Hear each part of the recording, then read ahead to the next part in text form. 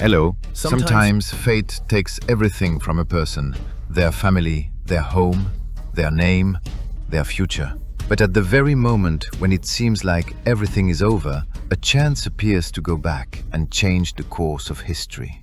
I pinned all the chapters in the playlist. The pervading smell of blood, the scent of blood emanating from the corpses scattered throughout the mountain was attracting all sorts of wild beasts. Caw-caw crows, gathered in flocks, circled in the sky, biding their time. The horrific scene seemed to betray the desperation of the battle. It was impossible to count how many bodies lay sprawled about. Nevertheless, those who survived did not cease their movements. As if driving prey, they advanced uniformly towards the mountain's summit. And at the summit of the mountain, there, those who had already finished the drive, their eyes sharp, pointed their acute sword tips at a man. Ha ha! A man of imposing physique stood there. However, his appearance was beyond description. From his face to his feet, a dark crimson blood dyed his clothes so thoroughly that their original color was unrecognizable. His entire body was riddled with cuts and stab wounds. Furthermore, dozens of hidden weapons were embedded in his back, dangling precariously. These were injuries that would normally lead to immediate death, but the gaze directed forward was like that of a fierce beast. Before him stood several figures. Their eyes, looking down intently, were cold. Soon, one of them threw a cloth bundle before the man. The bundle rolled over, unraveling before the man, revealing the severed head of a person. The moment he confirmed it, the man, who seemed as if he would never collapse, fell. With trembling hands, he caressed the face of the one who had been with him for so long. Chu Hyanga. With this one, all the family members who supported the young master are dead. At someone's words, the man held his breath. It was a subordinate like a close friend who had been with him since childhood. They had survived together even when the family collapsed, and despite having the chance to leave, he remained by his side and protected him. It wasn't just Chu Hyang. Over the past decade, the faces of those who had helped and hidden him, even after the family's ruin, flashed through his mind one by one. The death of such a person made the man's eyes tremble even more. It's been over 10 years, young master. To think the day would come when this chasing game ends. Swoosh! At those words, the sound of swords being drawn was heard. Then, approaching footsteps pierced his ears. At the sound, he raised his head and looked at the men. He looked at the men whose eyes were full of life, unlike the eyes of one who was dying. Hoyun Jinin, Ju Yomchan, So Guhayan, Yom Jihak. He uttered the names of each man aloud. Their expressions twisted each time their names were spoken. It seemed they hadn't expected him to remember them, given their fleeting past encounters. Your memory is quite exceptional, young master. Well, that's probably why you managed to survive in our grasp for over 10 years. Ha ha ha, ha ha ha ha ha ha dash. Following that, a frenzied laughter erupted, spreading across the entire mountain. Despite facing death, there was no hint of fear. Instead, he confronted them with dignity. The man staggered and struggled to stand up. Ha ha ha, what's 10 years? What's 100 years? Even after 1,000, 10,000 years, I will chase you relentlessly and tear you apart. With your blood, I will dye Dongting Lake, and this fight will not end until your lineage withers and burns to ashes, even if it's hell. Ha ha ha ha dash. The man spat out curses, bleeding, and laughed again. The laughter of the man, dignified even in the face of impending death, echoed throughout the mountain. At that moment, the man took out a curved jade pendant, subtly glowing green, from his bosom. It emitted a mysterious energy that seemed to draw one in the moment they looked at it. Simultaneously, the eyes of the figures watching him widened greatly. That is, the startled individuals hastily began to move, but their movements were futile. The man shoved the curved jade pendant into his mouth and bit down on it. Crunch, crunch, dash. As he chewed the hard jade pendant as if biting on taffy, fragments of the broken jade tore his mouth. Blood flowed freely from the man's mouth with each chew. Were they overwhelmed by his spirit? No one moved, watching the jade pendant shatter in real time. What are you doing? Take it away quickly. Gasped. Those who regained their senses from the shocking situation hastily rushed forward. Drip, but the man, bleeding, merely smiled, as if finding their pale expressions utterly amusing. Soon, he hesitantly stepped back and spread his arms wide. Even if I die, I won't die by your hands. With the somber sky at his back, the man mumbled, looking at those approaching. It was a faint sound, hard to make out over the clamor, but the situation was clear to all. No! The man's body plummeted straight down the sheer cliff. An outstretched hand barely grazed his sleeve. Soon, all that could be seen was the endlessly falling figure of the man. Thwack! Before long, something crushing echoed. Where one must crane their neck to see, there lies a throne for the Absolute. The Absolute being, seated ass rescue, propped his chin, looking down as if bored. Towards him, who seemed to be gently closing his eyes, attempting to sleep to overcome boredom. No one among the gathered dared to raise their head or open their mouth, simply prostrating themselves silently on the ground. Flash dash. At that moment, the man's eyes opened. His gaze swept over the scene before him, taking it all in at once. Countless individuals were prostrating themselves, worshipping him. The man's eyes slowly turned to his surroundings. A strange sense of deja vu, as if he had experienced this before. Feeling that, he looked at his wrist. A single dark red curved jade pendant, subtly glowing and captivating, came into view. The man slowly raised his hand and looked at it, as if handling the most precious object in the world. His gaze and expression were so peculiar that it seemed as if he had lost everything to the jade pendant. This was not unique to the man alone. Among those prostrating, those who, without realizing it, raised their heads to look at the curved jade pendant, all gasped roughly, feeling enchanted. That was it, the stone imbued with divine power. Just looking at it made one feel as if they could encompass the world. However, the man's eyes, looking at it, gradually narrowed. Crack. Soon, as he tightly gripped the curved jade pendant in his hand, it shattered into countless fragments, scattering like dust, and then, strangely, slowly began to be absorbed into the man's body.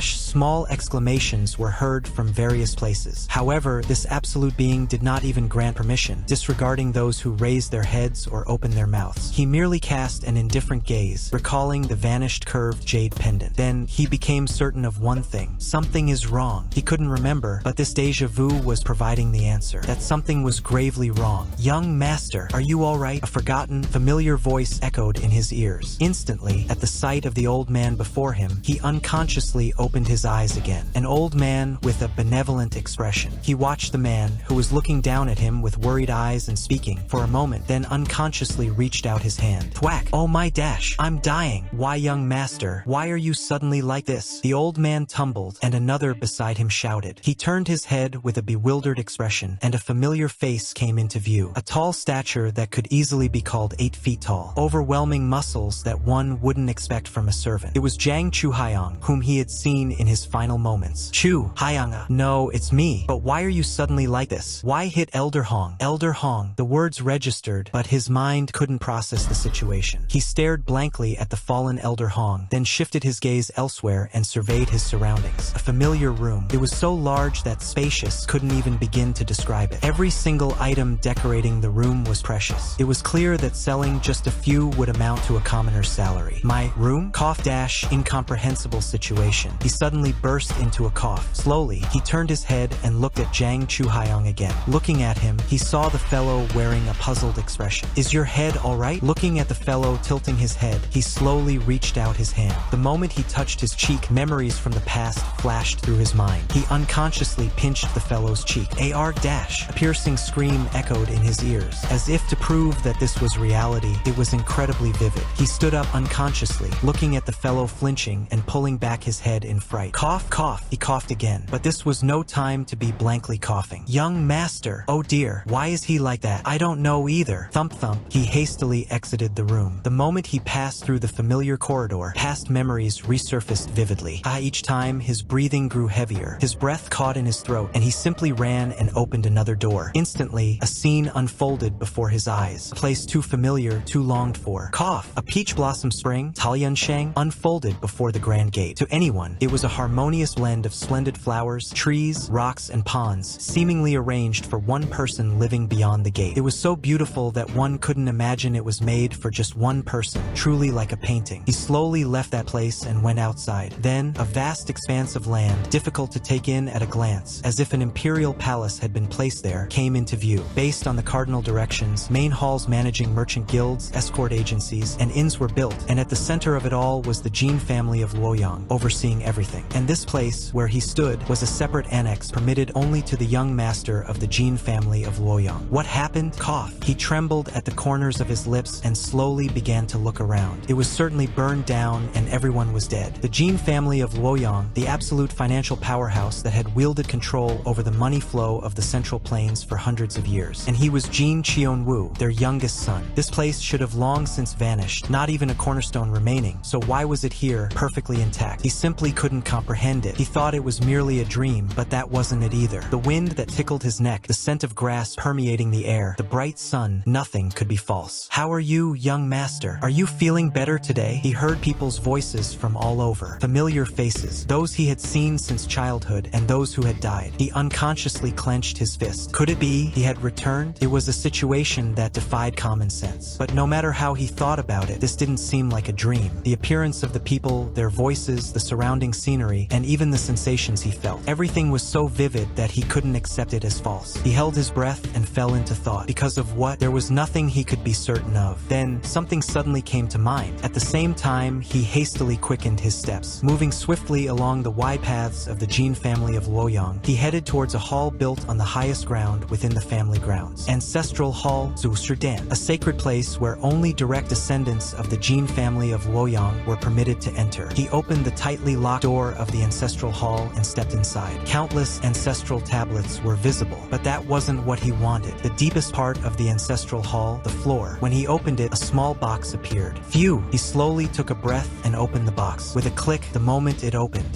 there was a curved jade pendant. To be precise, it was not the mysterious green glowing curved jade pendant, but one that seemed to have lost its life. Soon, with a gentle breeze, the curved jade pendant turned to dust and vanished without a trace. Ha ha ha! He looked at it and let out a hollow laugh, then slumped down, looking at the ancestral tablets with an absurd expression. If people knew of such an ability, there's no one who wouldn't covet it. Indeed, it sends a person back to the past. If people learned of an object with such an absurd ability, anyone would go mad with desire. That was the reason the family had suffered destruction. Whether it was martial artists or those in power, it was enough to make their eyes burn with greed. Above all, he finally understood why those bastards had so desperately sought the curved jade pendant, even risking their lives. He recalled the vanished curved jade pendant and held his breath. There was certainly more than one. Considering how those bastards had moved to retrieve them, there must also be curved jade pendants with similar or entirely different powers. He organized his thoughts, stood up, and lit incense. Thanks to it, I received help. It wasn't just help. It was a situation where he had resolved to die. Even if he had jumped off the cliff and miraculously survived, in that state, he wouldn't have lasted even half a day before his breath stopped. But what was the conclusion? He survived, and he even returned to the past. Of course, if there hadn't been a curved jade pendant in the first place, the family wouldn't have been annihilated, but regardless of what happened, he couldn't deny the fact that he survived through the power of the curved jade pendant in the midst of the unfolding events. Cough cough, he coughed, chuckled, and slowly left the ancestral hall, heading back towards the family grounds. The scenery he had always seen in his childhood unfolded before his eyes. A vibrant courtyard, a sanctuary where no one had died or been burned to ashes. Looking at such a place, a sentimental feeling welled up within him. His eyes seemed to redden, but he quickly composed himself again. The shadow of death would still be approaching. Cough cough, he coughed again. Wiping his mouth, he saw blood on his hand. This alone was clear. 1 year before the family's destruction, he was already poisoned and physically weak. Thanks to this, he collapsed every day and coughed incessantly. He remembered the hardship of countless physicians visiting and checking his pulse, yet failing to find the cause. He chuckled, thinking such thoughts. Would a mountain once overcome be difficult a second time? Cough. This time, you won't have it your way. He clenched his fist. His fingernails dug into his flesh, and he felt blood flowing. But it was alright. This too was proof that he was alive. My physical condition was not good. This was because the poison had accumulated slowly over a long period, so the toxicity within my body was considerable. I had no intention of using a physician to cure it. From the outset, there were few physicians capable of such a feat. Of course, one physician who could treat it came to mind, but I had no idea where he was at this time. Therefore, there was only one method I could choose: perform internal cultivation to prevent the poison from progressing further. I sat down in the lotus position. I had practiced martial arts since childhood. However, I hadn't seriously delved into them, and as it was a family martial art, it wasn't of a particularly high level. I could tell just by looking at the small, millet-sized energy I felt in my dantian. I let out a small chuckle. You'll die if you keep that up, you bastard. Though it was a brief encounter, the face of the one who had taught me many things came to mind. He recognized Chu Haiyang's talent and wanted to take him as a disciple, which had allowed me to gain considerable benefits. Though he mostly poured his efforts into Chu Haiyang, the occasional casual remark or two he threw out gave me clues, allowed me to break through bottlenecks, and eventually enabled me to dismantle and re-establish the family's martial arts. Now, where would he be? Thinking that far, I chuckled. I didn't even need to think. It was obvious. I shook off the distracting thoughts and refocused on my internal cultivation. Water Moon Heart Cultivation, Soyue Xingong. I slowly began to circulate my internal energy according to its flow. My internal energy was weak, so detoxifying the poison immediately would be impossible, but I could certainly prevent it from progressing deeper. I concentrated as much as possible, finished my cultivation, and opened my eyes. In that instant, something familiar was in front of me. What are you doing? Zhang Chuhaiyang was staring intently at me, sitting in the lotus position. It was absurd enough that he had come in without permission, but it was even more ridiculous that he had been staring at me like this for so long. You startled me. Get your face out of here. Am I a ghost? Startled indeed. More importantly, what are you doing? Meditating. Enough of that. What is it? Well, it's mealtime, and you didn't answer when I called. I don't feel like eating much. Forget that. Where is father? I think I need to see him briefly.